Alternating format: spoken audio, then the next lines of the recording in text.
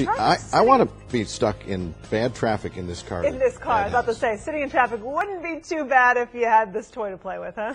Man, it is nice. Saw Ed out by the coffee machine. He says, okay, maybe you can't afford to buy it, but he'll tell you the rest of the story. Well, you're right, Tim. As a matter of fact, I brought the 7 Series over again. Not long ago, we did the Audi A8L with the executive package. I said, you know, this is just the world's best luxury car. But then I went back and jumped into Mercedes S-Class and the BMW 7 Series, and I go, they're all magnificent. But that's what you expect when you hit $100,000 for a car. There are so many engines you can get in the 7 Series, I'm going to make it simple. You can go anywhere from 315 horsepower with an inline 6 up to 535 horsepower with a V12, and a little bit more if you go with the Alpina model. Now, the 7 Series are going to start around $73,000. The interiors obviously drop dead gorgeous. A lot of controls on the driver's seat in order to make sure you're perfectly comfortable.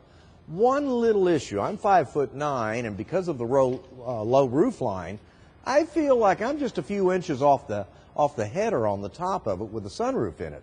Therefore, somebody who's 6'4", 6'5" needs to try it out and make sure they can get the seat down low enough where they're comfortable. One of the things I've always loved about the 7 Series is the huge screen in the center dash when you put up the navigation system.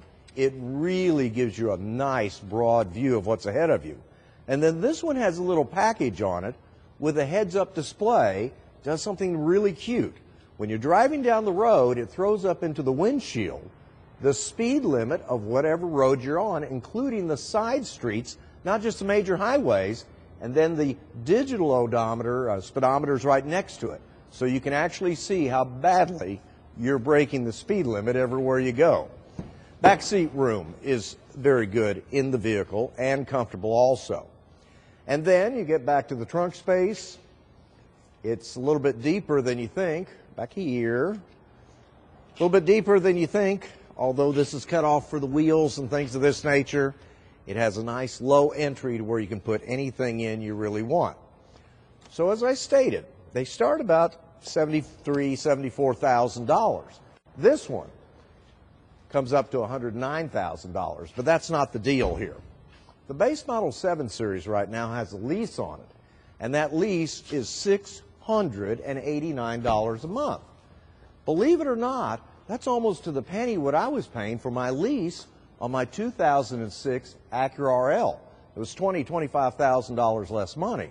Now, apples to apples, this lease is going to require another $2,000 down payment than I made. But again, in 2006, when I got the Acura, I looked at the BMW 5 Series on a lease, and it was more money than this 7 Series is today. And at that point, they should be leasing a lot more of these. With that, y'all have a good weekend. I don't know. All those big numbers have my head spinning. Yeah, out of my budget range, but maybe for the other half. Thanks, Ed. Ed's on the radio. 570 KLIF tomorrow is Car Column, always in Sunday's Fort Worth Star Telegram.